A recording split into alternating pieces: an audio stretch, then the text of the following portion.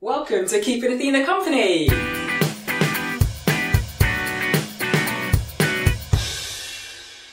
My name is Athena Kablenyu. I'm a stand-up comedian, writer and new mum. Being a mum is fantastic, as I'm sure some of you will know from having listened to my previous podcasts, but things do get a bit repetitive.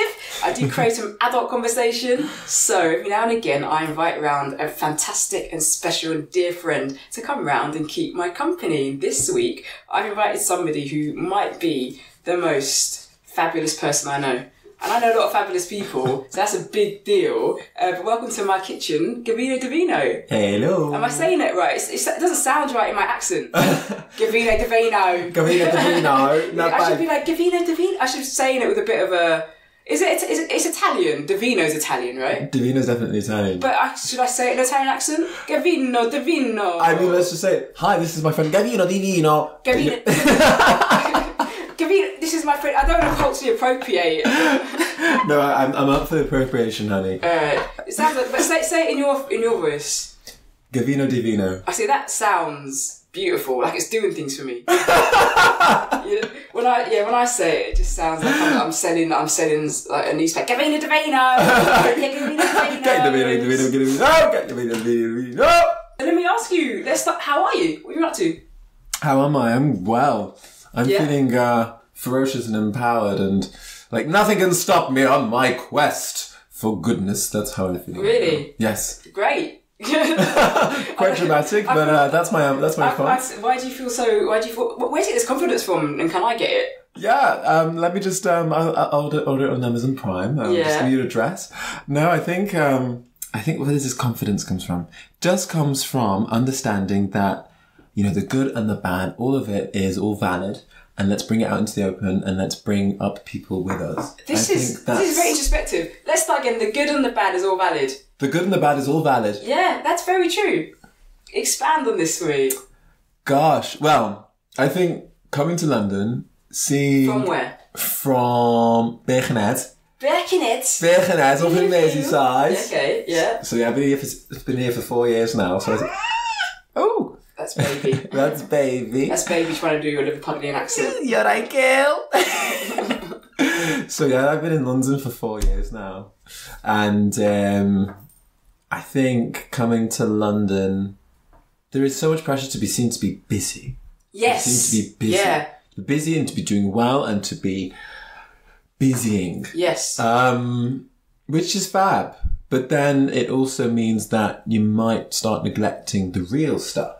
Yes. And I think I found that taking the reins as a writer and just thinking, this thing happened to me today, this is how it made me feel, and you guys are going to read this, and that's that. Yeah. So basically self-expression and self-care above making your life look like it's going a certain way. Exactly, because that means you're playing the game, you're playing into a narrative, and that will always lead to you as the loser. Well, that's... the child agrees. Yeah.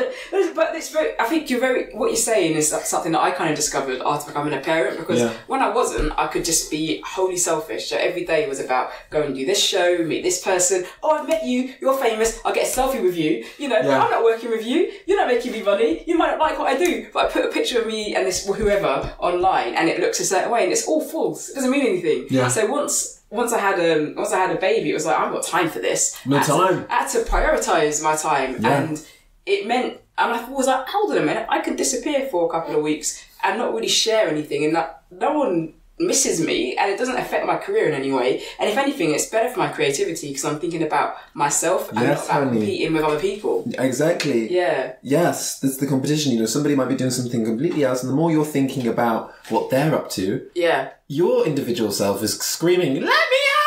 Yeah, and it's hard, and all you want to actually do is just be happy for other people. Yeah. You know, there's a crabs in the bucket mentality to being a creative. And what's the other one? It's the sunflower one. What's the other one? The lobsters, people say. The lobsters. The lobster effect. Like we're clawing away. Yeah, clawing away. Yeah. Don't get out. Yeah. But now it's like, I don't have to be like that at all. I'm a crab outside the bucket. Outside the bucket, honey. Yeah, I'm on the beach. Chilling out on the beach, Chilling out on the beach, baby. Yeah, there's plenty of room for us. So let's go back to this good and bad idea. It's all valid. It's all valid. Are you basically saying that rather than dwell on negative things that people do, just accept some people aren't going to be on your page. Yeah, I just kind of see it. It's all a game. Yeah. I think getting to the top of this game, and that might sound like I'm talking about the industry, but no, just the game, which is life. Yeah. Just getting to that point where nothing phases you. When a person is trying to make you feel a certain way, or they're trying to say something, and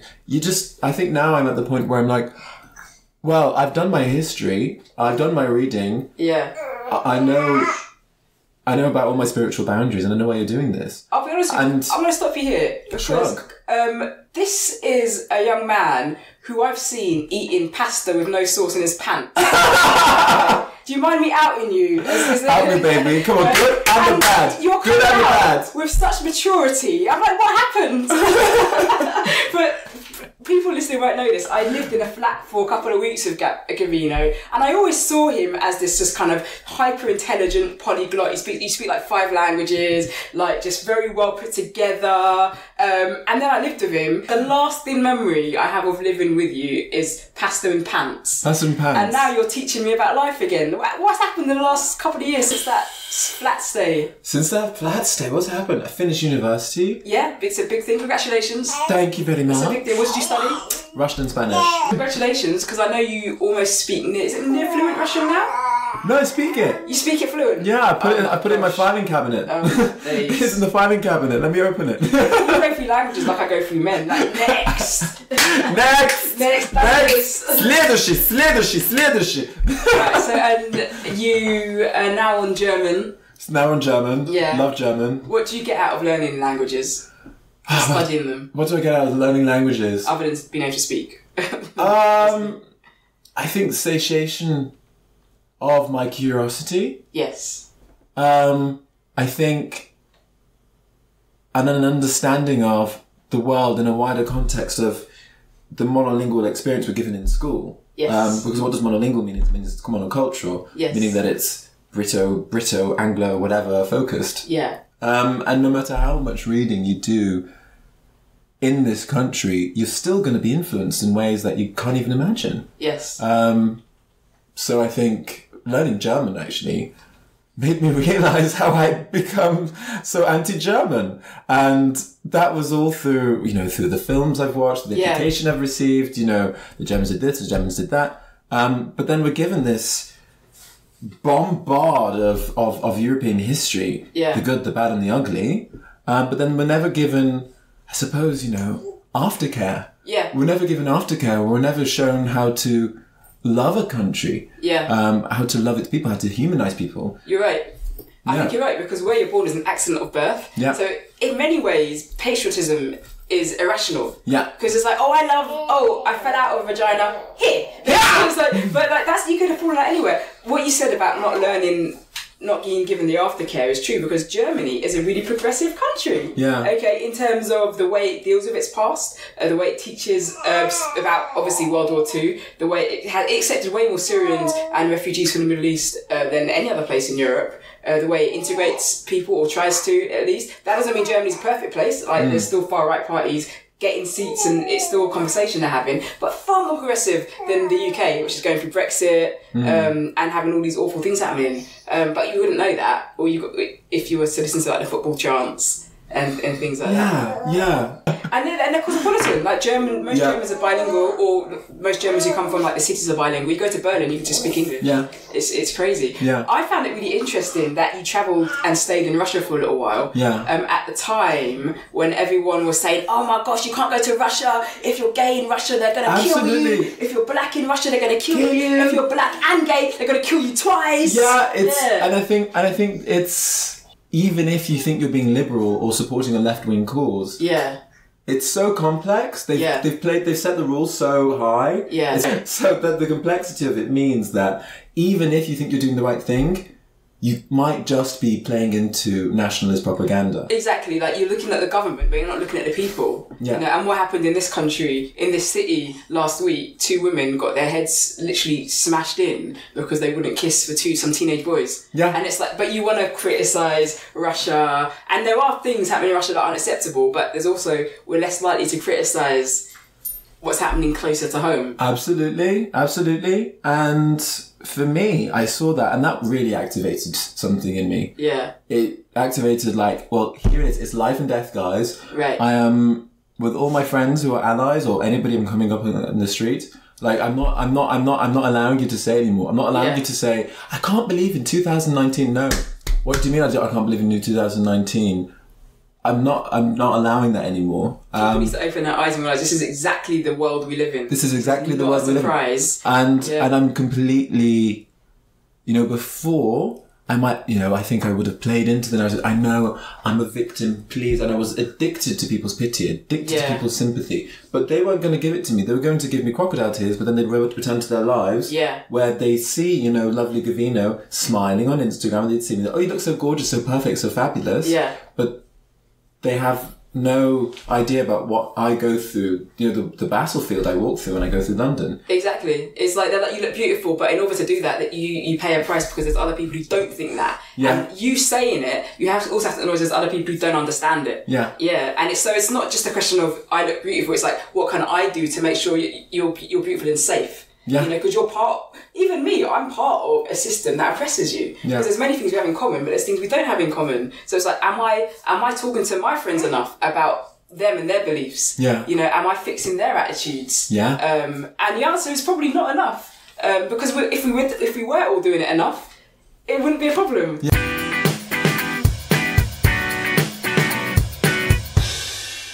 Let's talk about something more cheery. Yeah. Yeah, what are your plans for the rest of the day after this? Plans for the rest of the day? I'm only asking because you always do cool things every day. Hey! I'm gonna go meet up with a friend, actually, because I left my shoes in Cannes. I left my shoes in Cannes is the title of a great movie. I left my shoes in Cannes. Oh my gosh. I left my shoes in Cannes. So I'm gonna go pick those up. How did you leave them in Cannes? Well, I was staying in an Airbnb, another Airbnb story. Right. In another festival. Okay. But I left them there. And I dashed, okay, I must dash. Like Cinderella. Busy morning. And then I left the little shoes there exactly. And they do fit my feet. What size are you? Those shoes are a size 8. Oh, see, I'm like a 7.5 because you wear great shoes. So, I can because you were there. So there was a nouvelle initiative. There's a new initiative for young lovers of cinema. Right, which you are. Which I am. Yeah. So that young is. And a lover. Yeah, I'm a young and a lover. I'm a lover, not a fighter. So that's 18 to 28. And I just thought, I'd really like to go to Cannes this year. I wonder how I do that. What's this? Oh, 18 to 28. Apply and you can come to Cannes. So I did it. Yeah. And just to stop you there, something to be said about I want to do this. Yeah. I'm going to do it. And it's not the universe. It's not the secret. Just doing it. Getting on with it.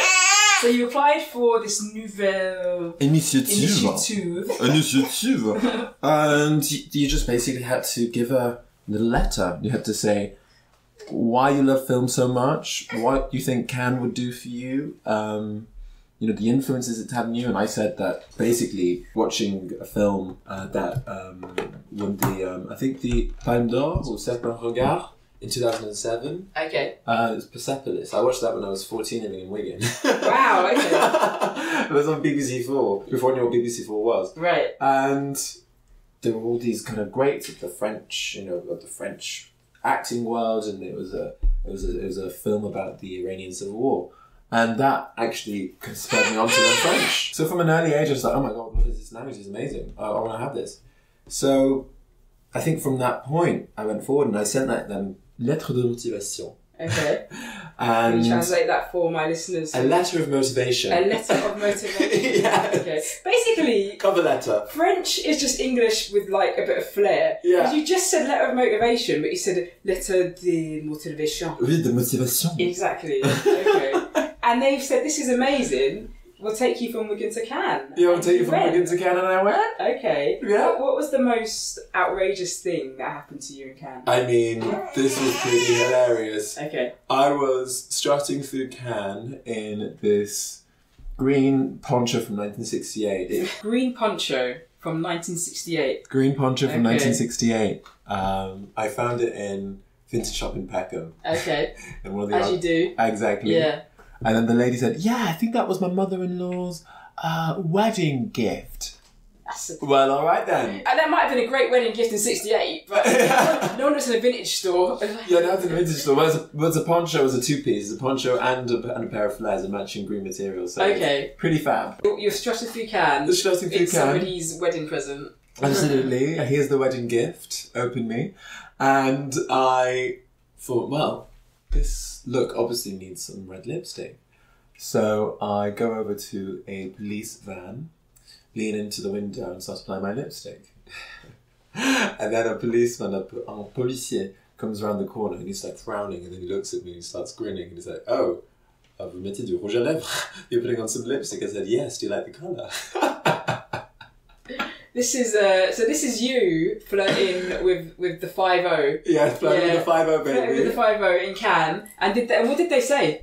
He just responded with a smile. Really? He responded with a smile. There's more to this story. Did you leave your shoes at the policeman's? On his desk. Is that where you had to get your shoes from? Is this where the story ends? Well, that's it. You can't have the red without the blue. So this is what I like about you. You're quite daring, but it's not even daring. It's just normal to you. Yeah. Because there's probably loads of cars on that street, but you thought, you know what? I'll choose the police car. I'll choose the police car. You could have chosen the Volkswagen, but no, I'll choose the police car. I'll use the police car. Okay. I mean, the best thing, walking down the street and seeing all these men. I mean, these men, their uniforms, who picks them? I don't know, but somebody who likes a certain kind of masculinity. They've got these little hats. These are the police officers. Yeah, these little side caps. These bulging muscles, tanned by the Mediterranean sun. These little shirts, and when they're on the motorbikes, they've got these little belts, and then everything's These are the police officers, not strippers. I know, right? They sound like police strippers. That's the proper deal. Anyway, I just walked past and said, bonsoir. They turn around and lean out the pit, bonsoir. So there we go, queering on the festival. Well, is that maybe their way of cutting down crime by just being sexy? Yeah, I think so. You know, someone's just about to commit a fraud, or someone's just about to steal a mobile phone. Then they see a police officer and get distracted because they're like, "Oh my gosh, I want your number." I want your number. Yeah. What is it? 50? That's fine. I'll take it. All right, so that worked out for you. What movies did you see in Cannes that you enjoyed? I think the biggest one I saw was for me was Ken Loach. It was a Ken Loach film. Yeah, the Ken Loach film. Yeah. Yeah. Sorry We Missed You. Yeah. Whew. Now that was a biggie. That's about the 0 hours contracts, and the delivery people. Because I've got a thing. A lot of the working moms who are working as nurses, and about white working class misery in this country. It's really sad. So a lot of people, when they ask for something to be delivered, a package, and the package is left in the wee bin or somewhere, they'll go on Twitter and they'll be like, "This guy was an idiot." But I don't do that. Because I get the feeling that these individuals are like very low paid, and it's almost like they're just incredibly overworked. And whilst I don't want my toaster in the bin, and it does annoy me, I think there's probably more to it than a bunch of people who don't care about your stuff. Yeah. So I'm really interested to watch this movie because I think the whole world of delivering parcels in this internet shopping age is kind of like, I won't go so far to say modern slavery, but there's a huge amount of exploitation, I think. Absolutely, honey. It carries on going. You know, my grandma's from St. Helens. Yes. So, she's a working class girl from there. The kind of family couldn't even afford shoes in the 1930s. Yeah. And they lived in that was mining country. Yeah. And it just continues, the exploitation of working class people. It just has a different face. Yeah. It just has a different face from 2019. So thank God Ken Loach made that film.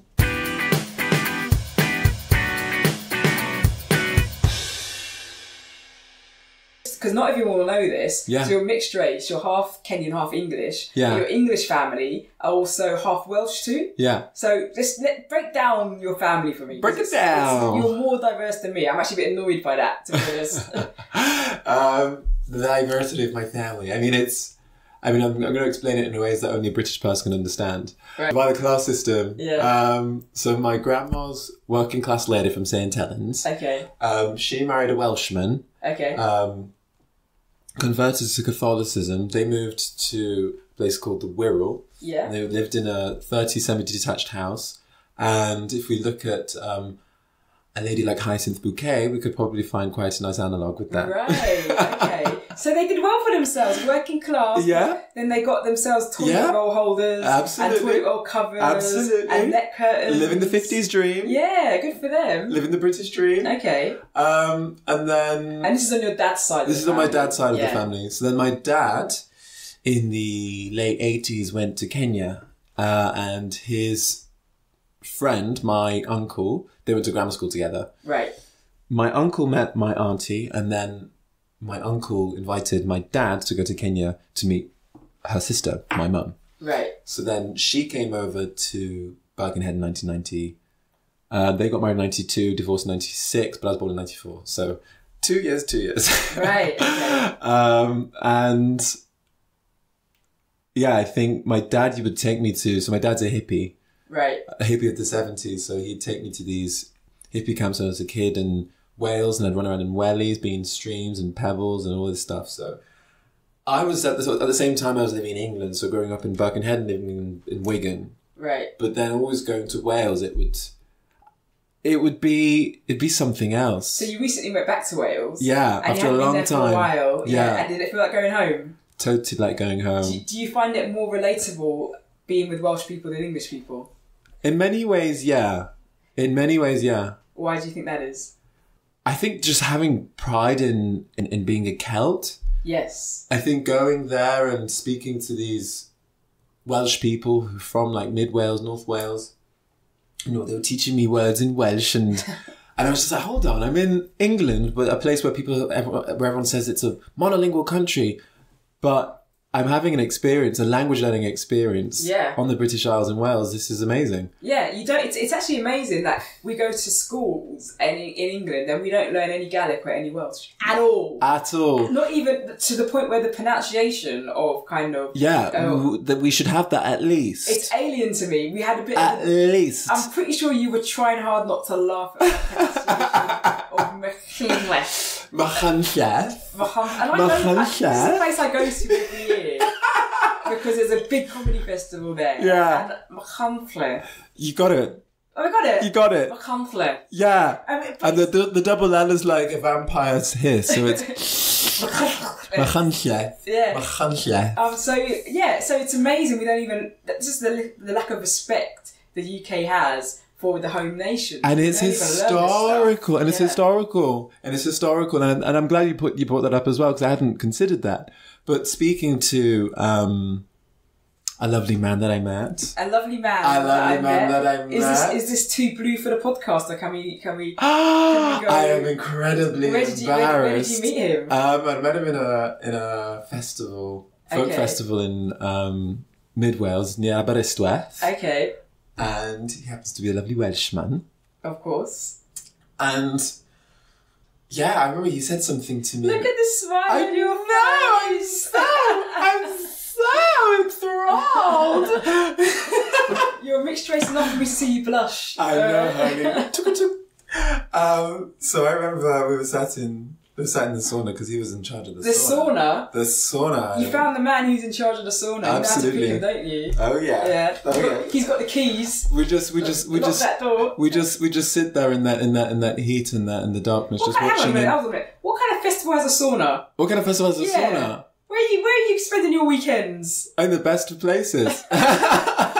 Well, the sauna, there are a lot of naked bodies, but it's all very wholesome. Oh, and that's how you're supposed to be in a sauna. Yeah. You're not supposed to wear clothes in sauna, but obviously English people are kind of uptight. Yeah. You know, we're not that into like the naked body just existing. Yeah, but the Celts, we do what the hell we want. I like the fact you've adopted this Celtic identity, because sometimes it can be hard being in England, knowing all the things that were done in the name of Englishness, and knowing that you're somehow of England. The history of English people is basically to oppress people that look like us. Yeah. And on a day-to-day basis, even things happen, and they're small things, but they're things that happen to remind you of these things. Absolutely. And it's nice to know 90 miles up the M4, you can be somewhere where you can just be a bit freer. You can be a bit freer, and I had a friend, dad of a friend, and I explained to him, when I speak to Scottish people or Irish people, and I explained to them that I'm Celtic, they said, no, you're not Celtic at all. And then he said, what is that? And he explained the whole thing, and he said, well, you know what? You are a bloody Celt. Right. Don't forget it. And Like having a man, you could say he's a white man, turning to me and he says, no, you are part of the family. You're a bloody Celt. Yeah. Don't you forget it. And then actually, we can have that because we have had that shared oppressive history of Englishness. That shared otherness. Yeah, the shared otherness. And actually that was a big moment for me. That's when it that was a big moment of healing because then it took away the thing that has another thing's been imposed on us, which is the whiteness and the blackness thing. Yeah.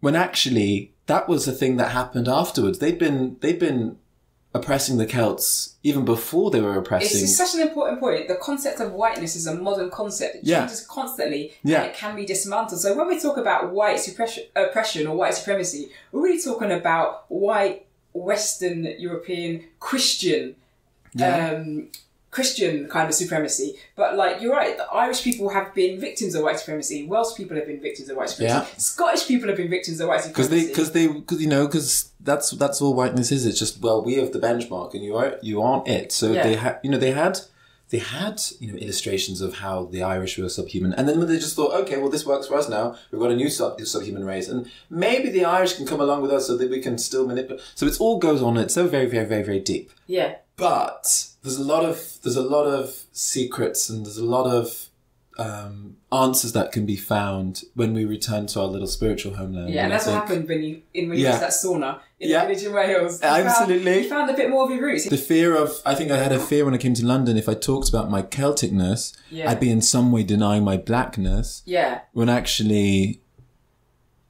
I'm absolutely everything. Everything that I have in my body, in my blood, in my history, in my experience, it's all valid, it's all mine. Yeah, and there's more consistency with your African identity and Celtic identity than there is with an English identity or anything else. Yeah, and they've been trading for 1,000 years. Exactly. The Africans and the Celts have been in contact for 1,000 years. Exactly. The modernity is new to white English people. Yeah. You know, the Celts were washing before white English people. Yeah. So to speak. Okay, so that's nice. And I think Wales is beautiful. I love going to Wales. Like I said, we don't learn enough about the British Isles in the UK. We learn about World War II. It's like you said earlier, it's all about stereotypes. Yeah. And it's all about learning who not to like. Who not to like, exactly. I mean, we learn French. Yeah. We may learn Spanish at A level. Yeah. But then again, we are learning the languages of the colonial powers. Exactly. It's to preserve. It's to preserve whatever it was they were trying to construct all those years ago. Exactly. When they were invading all these other countries. Exactly. So, do you know what? You've inspired me. I'm going to get Duolingo for Welsh if it exists.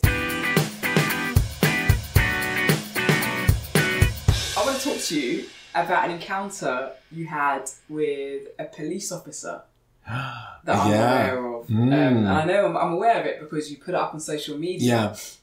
You'll talk about what preempted that encounter, if you don't mind. Well, leaving my friend's house in Walthamstow. Right. I walked down the street and then something that happened to me, which happens several times a day, has happened thousands of times since I've been living in London. Right. There was a man in a car. This is a man of Caribbean descent. Yeah. And he was hostile to me, openly hostile to me.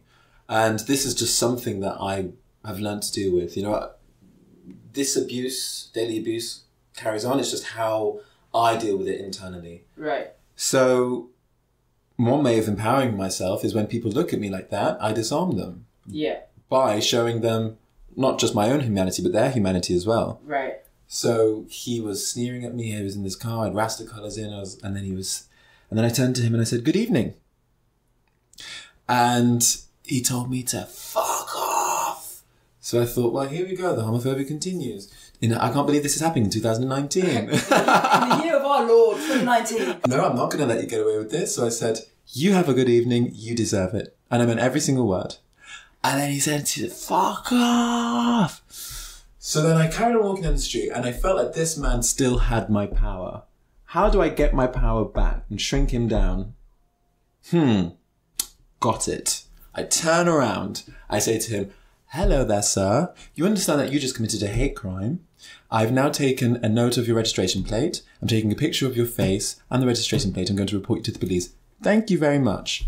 This man looked down He was pretending to be on a telephone conversation. He made no peep after that. What a small man as well. You've got mouth until you realise that your registration number is on your car and you can be identified and dealt with. Yeah. Alright. So what happened after that? Called the police, and I actually visited an LGBT charity that deals with this. So I got clued up on the law. I got clued up on, you know, the complicity in the police, and I was ready for it. Right. So I got on the phone and I said, "Hello there, I just experienced a hate crime." "Okay, what happened?" "Well, a man I just received, you know, homophobic abuse from a person." "How do you know it's homophobic?"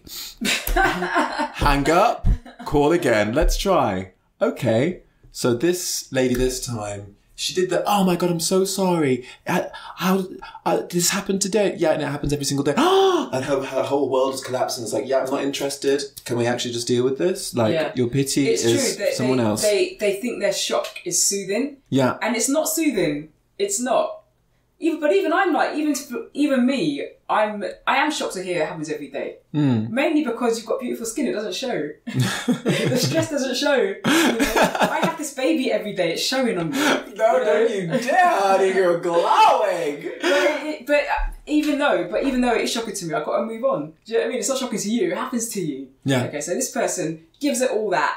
Oh my gosh. Okay, police station tomorrow. Can we? Oh, yeah. So then, fine. Walking to the police station, and I'm thinking, how do I start this conversation? Well, my mascara needs doing.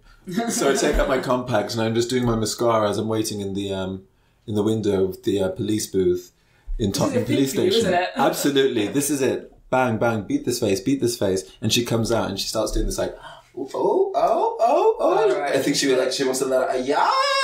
Yes, queen. Yeah, she's seen RuPaul. Yeah, she's seen RuPaul. So I turned to her. This is a Black Caribbean woman. And I turned to her and I say, "Hello there. Hi. Let's get to business." Yeah. And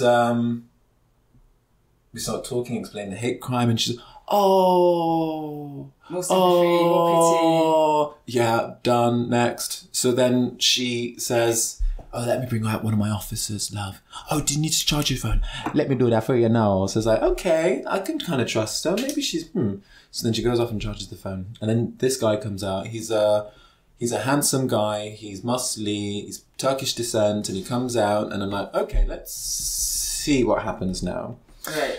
So I explained to him what happened. I explained to him. And I start off because I think, no, I'm going to show off how I'm empowering myself. This is a good thing. I explained that I turned to this man when he's sneering at me and trying to dehumanize me non-verbally. And I said to him, "Good evening." And then this man interrupts me and says, "Well, straight away, you provoked it," he tells me. You provoked it by smiling at your oppressor. Yeah. Yeah. By smiling at my oppressor. You provoked it. You know what? People say fuck off all the time. Maybe he was just in a bad mood. Maybe he just woke up on the wrong side of the bed. He has the right to say fuck off. This is the thing that the man says. And this is a police officer. This is the police officer who is supposed to protect us. Yeah.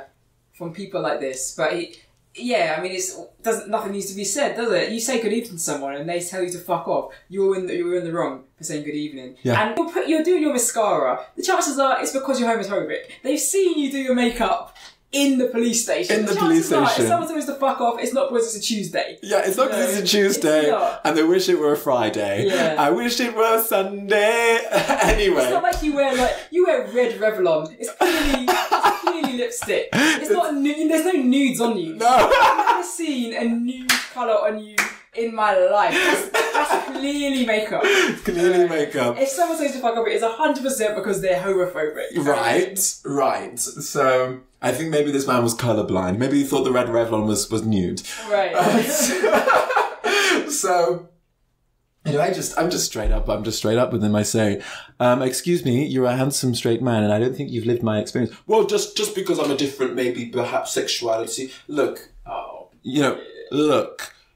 I'm deeply disappointed in both of you.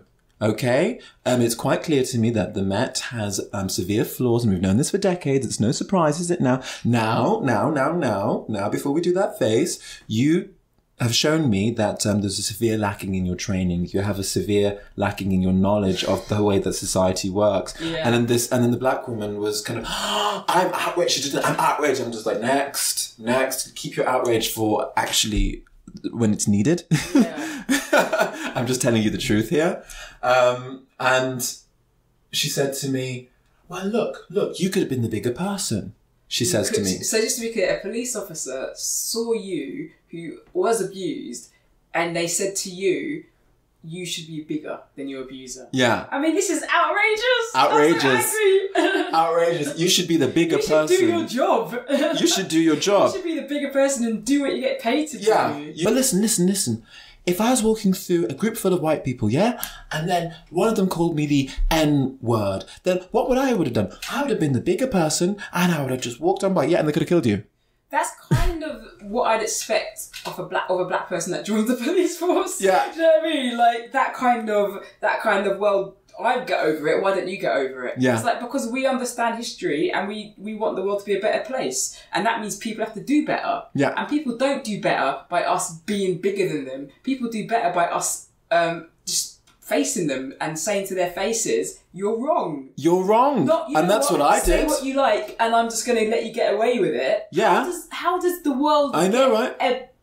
A little bit better. And it's such a superficial understanding of things. Yeah. I said to them, what, and just allow myself to be disemboweled and victimised for the rest of my day, maybe the rest of my life? Yeah. No time for that. How much rising above are we supposed to do? We're supposed to end up in space. Yes. We'll be on the moon if we rise above stuff any further. So what happened? Did they just close I imagine they just closed the case. They said, there's no crime here. He said there's no crime here. And she agreed with him. And I think she was initially impressed by my courage. Yeah. When I said good evening to him. And obviously that is a very elegant way of dealing with that sort of thing. Yeah. And she was initially impressed. Yeah. But then you just saw how quickly she just drank the cup of the Matrix and just fell back into it. You weren't humble enough. You weren't humble enough or grateful enough. I wasn't grateful enough to even be on this planet. It's unbelievable. So just so you know, guys, if you want to lean out of your car and shout abuse at gay people, it's not a crime. It's not a crime. According to these people was it Tottenham Police Station? Tottenham Police Station. It wasn't a crime. Did you know the police force is one of the jobs you can do with no qualifications? Oh, really? These are the individuals that are supposed to uphold the law. They're supposed to keep us safe. They're supposed to stop criminality. Yeah. You know, we rely on these people. And to be a police officer, to have authority, to be given tasers, a baton, a uniform. It's life or death. It's as simple as that. You don't need to be able to spell, let alone be able to read. So you obviously haven't even read Fanon or anything like that. You don't need to be able to string a sentence together to become a police officer. So I'm not even surprised that they spoke to you in this way. Yeah. And I said to them before I left, I think both of you are good people. Doesn't mean I'm not disappointed in you. Thank you so much. Can I have my phone from charge now? You should got a charge hat. Yeah.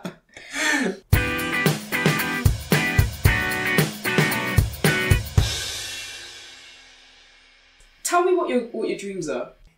I want to be respected for not just my great taste in lipstick, but also my intelligence and kindness. Well, I already do that, but unfortunately, we've got enough. I don't think, Athena respects me. That's my life goal sorted.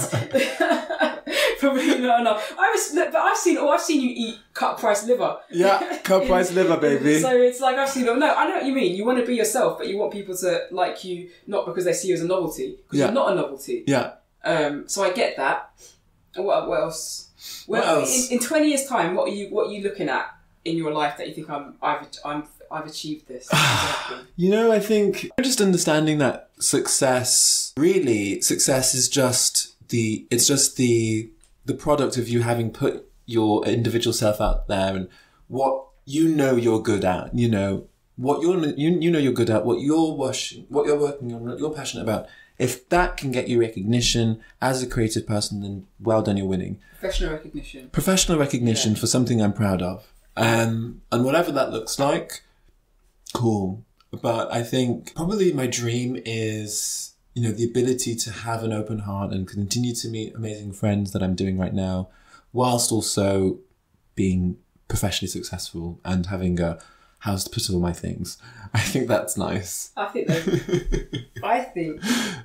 those are very admirable dreams, understandable dreams, and actually you're not that far away. Yeah. Especially with the meeting people. You're always meeting people. And we won't talk too much about this, but everybody, you've got to see this short documentary of Gavino and one of his aunties. Because I'm not just, am I your auntie? I'm not your auntie. You're my big sis. I'm your big sis. That's better than auntie, but you have an auntie. And I'm going to put a link to this video maybe with the podcast. Yeah. You've got to watch Gavino and this auntie. Queen of Ghana. I want this woman to be my auntie. Now, I need her in my life. Come meet her. She can't wait to cook you chicken and fish with orange sauce and all the good stuff. Oh my gosh, okay. Gavino, I'm highly confident everyone who's listened to this has fallen in love with you and wants to join you on your journey. How can people stay in touch with you? Well, you can literally link up with me on all my socials. All my socials. Well, my Instagram and Twitter. Yeah. I've actually figured out what Twitter's all about now. Have you? Yeah, I have. I it took me some time. Because there's a lot of Black Power shit on there. Absolutely. At the moment. Spread your experiences. Spread it, baby. And document your experiences as well, so people can stop saying 2019. Yeah, so Gavino di Vino is my Twitter, my Instagram, and I've got my gavinodivino.com. Yes, and you blog too, right? Yeah. Really wonderful things about... Man, I could have you here for like 7 episodes. Art, history, culture, language, everything. Not cooking though. Not cooking, no. Not yet. So I was at my friend's house yesterday. It said, thesaurus on cooking terms. I thought, I'm learning German right now. I'll get onto that one soon. Leave something for me. Leave something on this planet for me to be an expert in the it's been so much fun having you. I should note that you didn't take any fried plantain from me. I'm very upset. I just wanted a hole to grow in my stomach so I can appreciate it even more. Well, good, because you're not supposed to decline food from Indian mothers. we're highly sensitive to things like that. So we're about to fry some plantain. Yes, we are. Yes, we are. And I'm going to be screaming, yeah, until next week. Thank you for coming. I really enjoyed this. Love you. Thank you.